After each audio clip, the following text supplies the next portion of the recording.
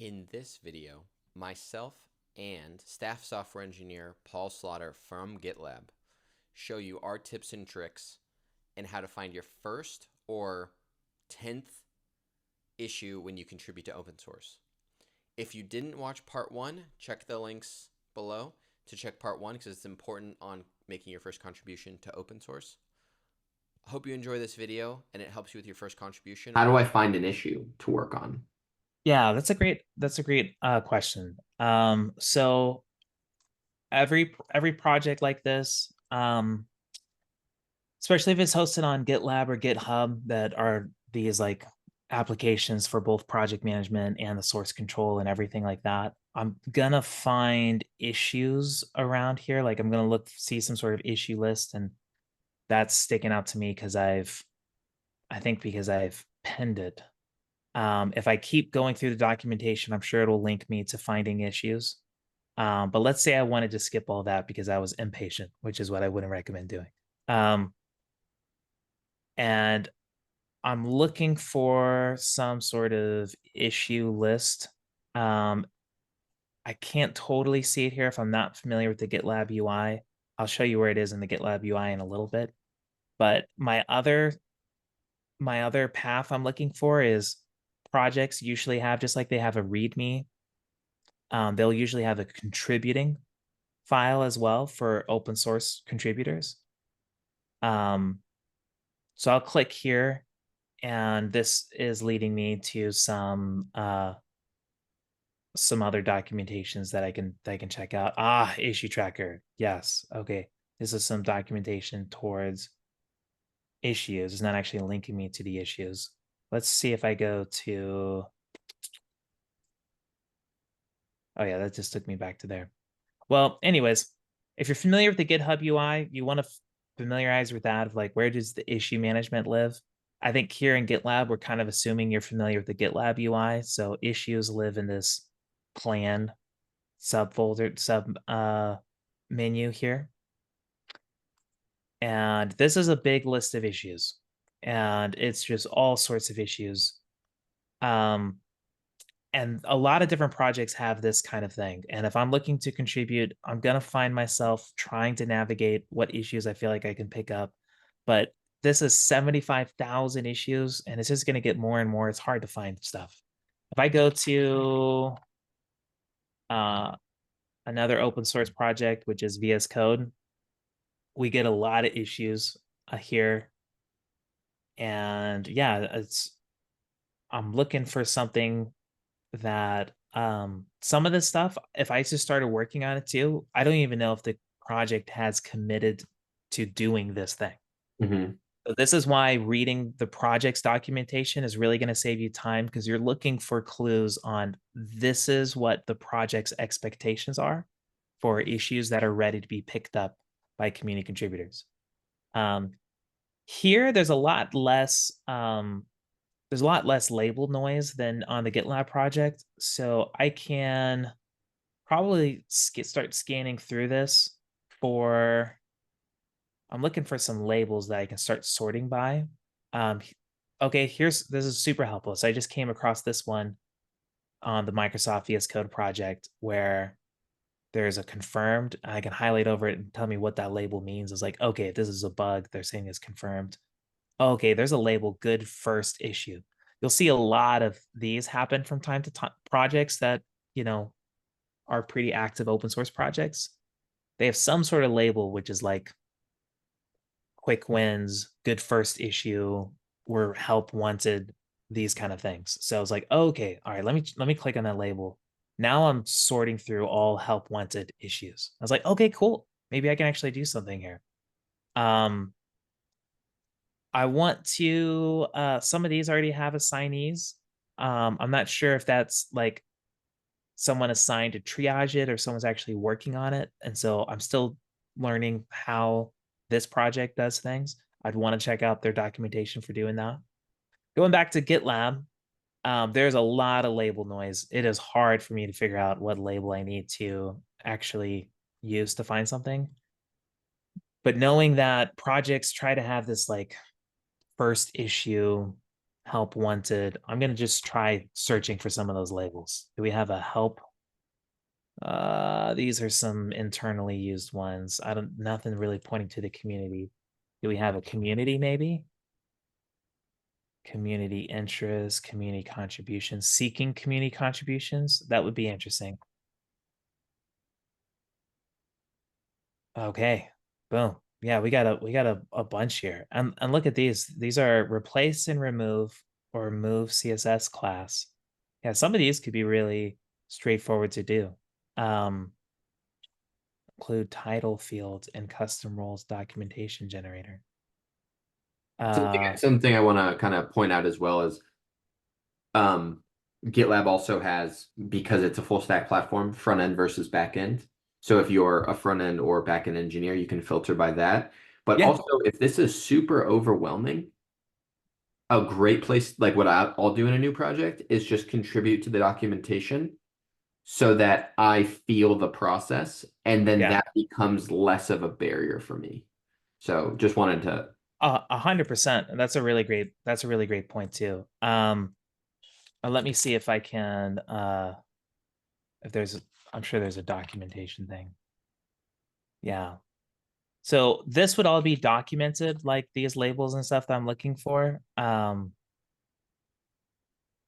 Yeah, so here's maybe some, I don't know if we would normally do that, but I'm just playing around.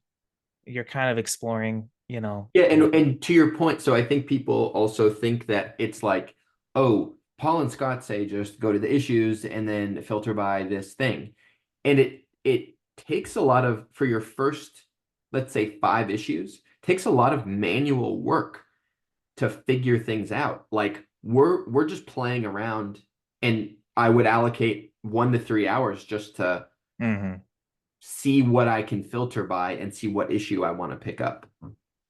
Yeah, it definitely takes a little bit of time. And if I pick up on an issue,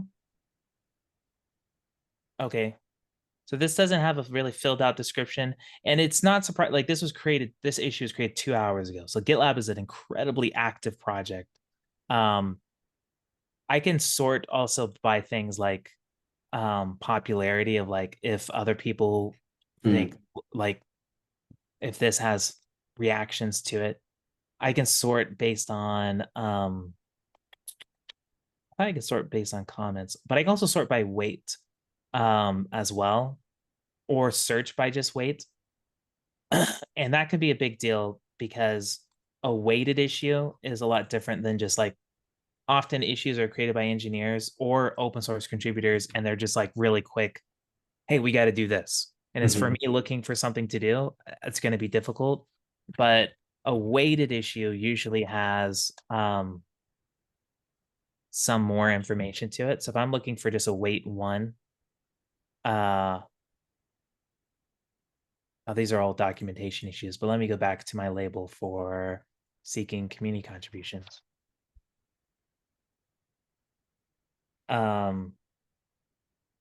Yeah. What is this Awesome. saying? Yeah, so here's a neat little description. And yeah, probably I actually just reviewed an MR that someone made for this one. Um, I think it's just an idea of like, hey, there's some classes we can probably remove, and so just probably take some static analysis to try to find it or figure out if we can contribute here. But I might not be able to. I've got some hacks though that I was wanting to share for if you're looking to circumvent all this and you want to find ways to contribute. So we're looking for issues, but here's the thing: often the code itself has issues that don't have an actual issue created. Mm. You can do a search for that and just fix it yourself and create a merge request that has no, or pull request that has no backing issue. Talking about contributing to documentation, uh, if I go to, yeah, I've got some other hacks I want to share. So this is a chapter point of like Okay. Hacks. finding issues to contribute to hacks. So I have the main GitLab project checked out locally. All right, I do have to tap on the brakes before we completely go into that chapter. I think there's a couple of major assumptions that were made and will continue to be made with open source project contributions.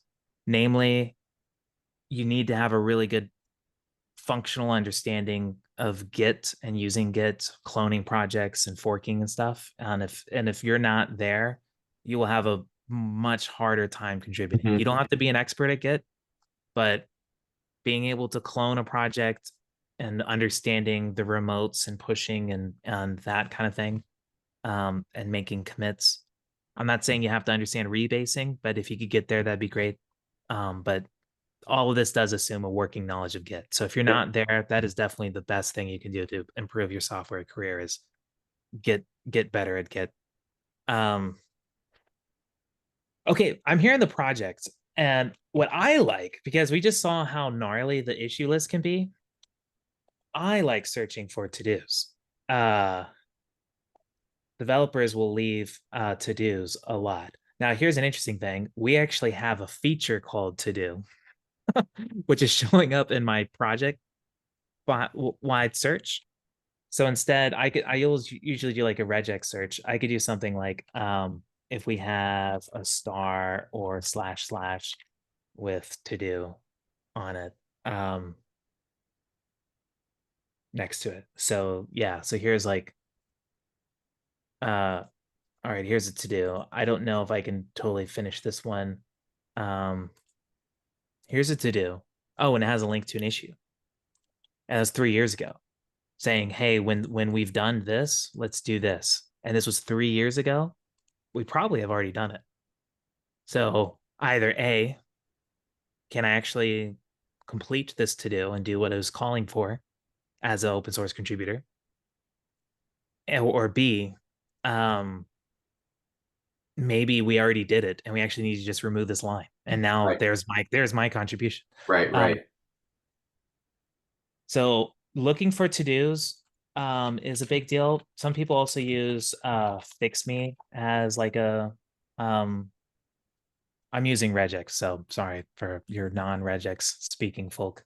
Some people use fix me as like some quick stuff.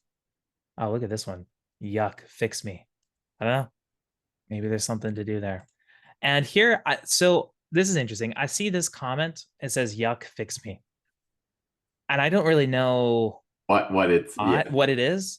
This is where understanding Git and being familiar with like using Git blame or an extension where I can get some more context. I can actually open up the commit that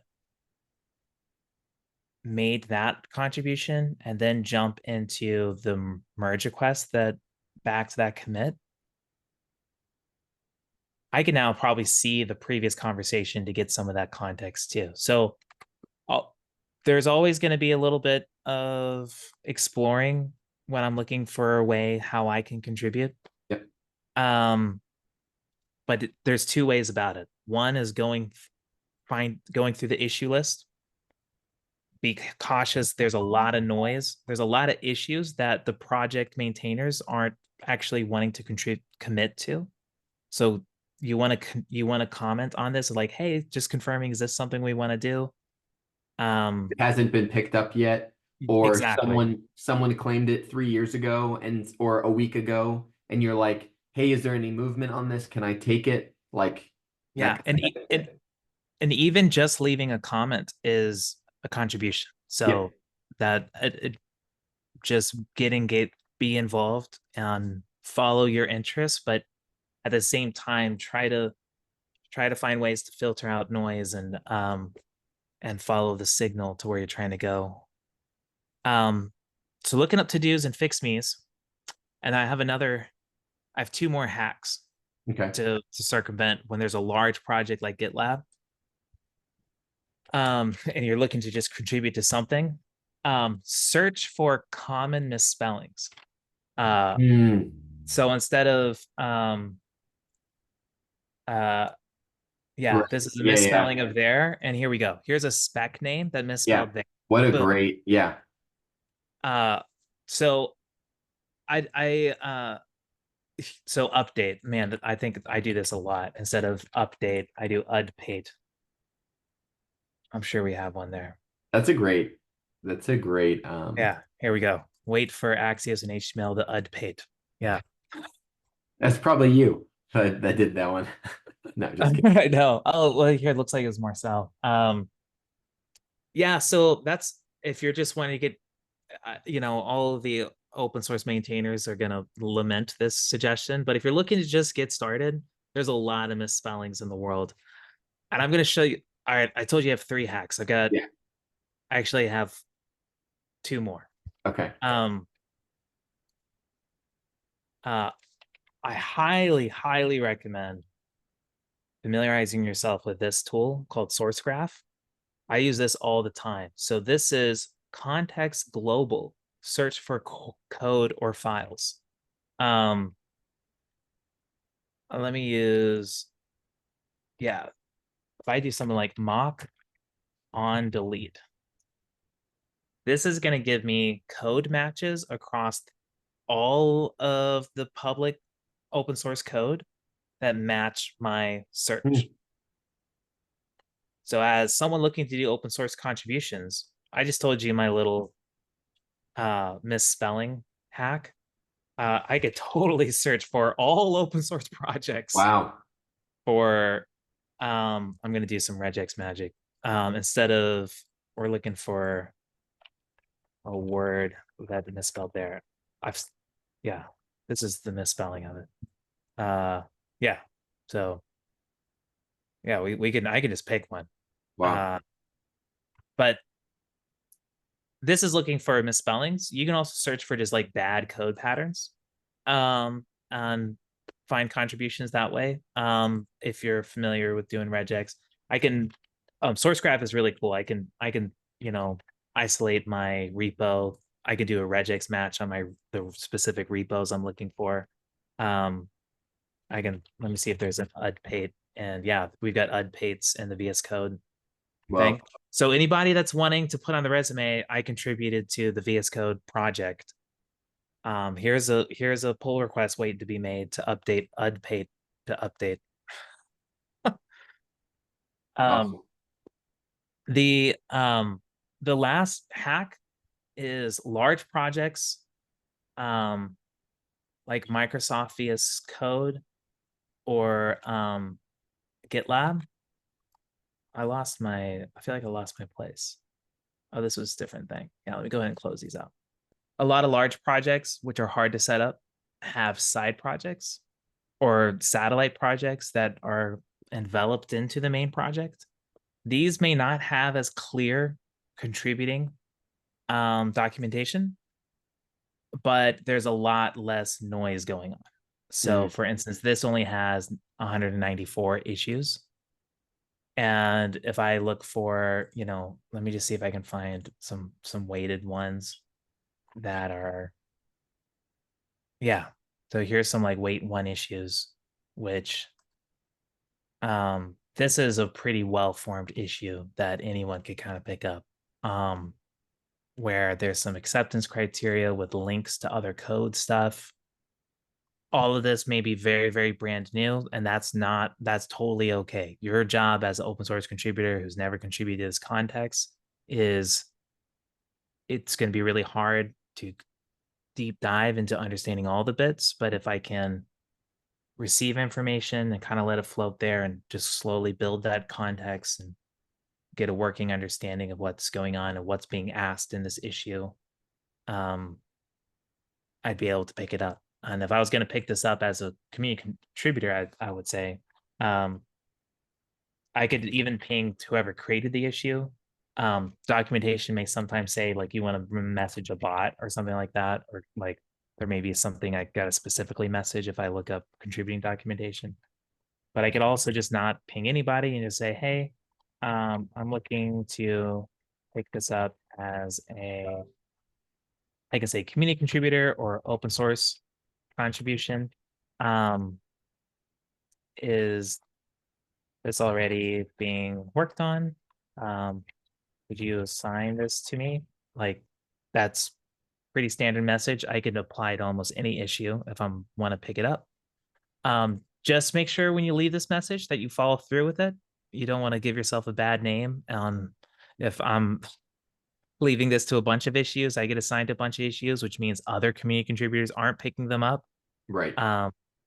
whenever it comes across as a open source project maintainer, I do kind of recognize names of the contributors.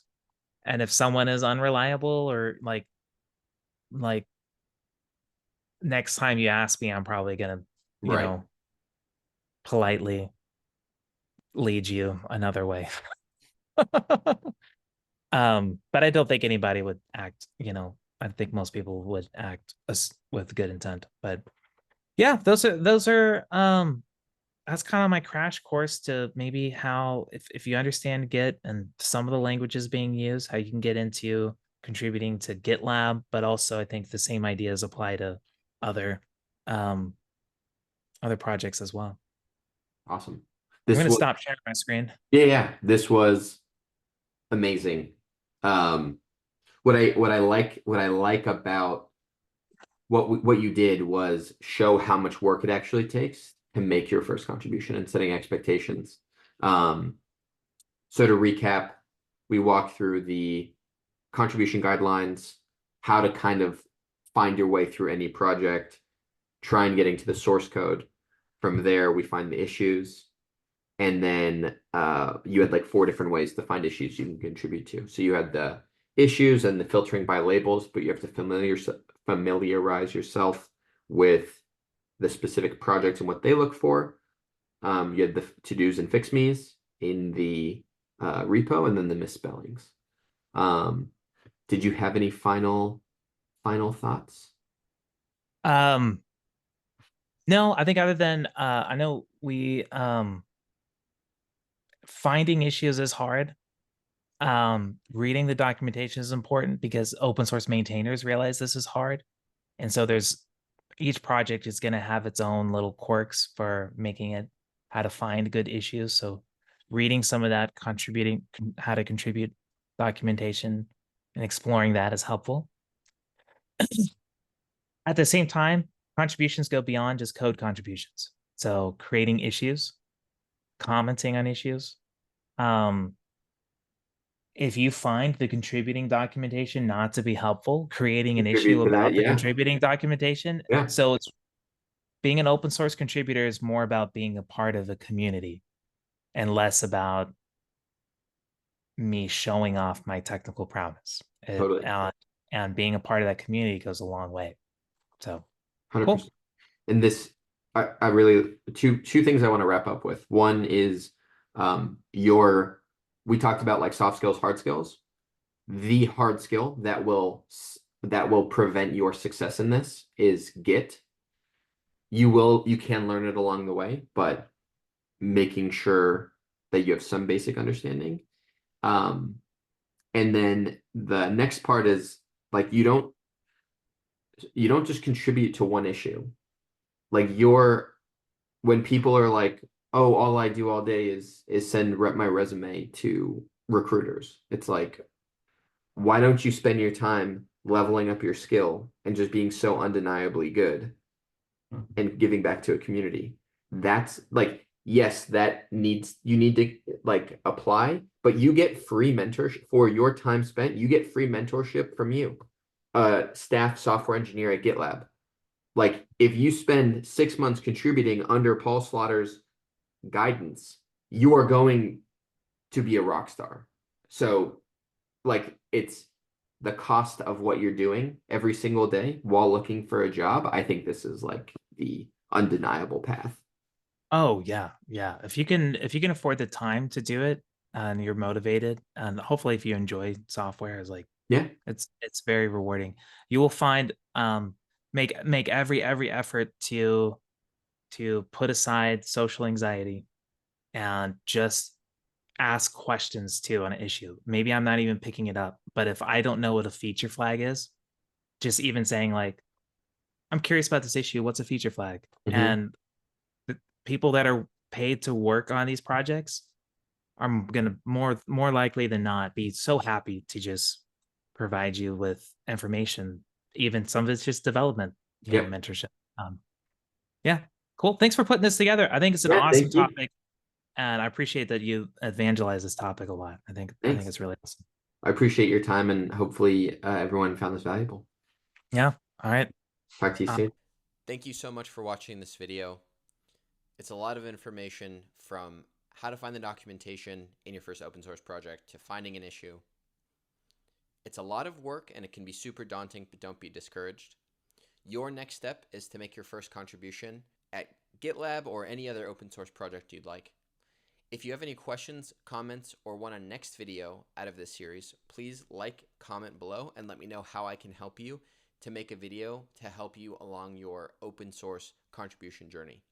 Thank you so much for watching.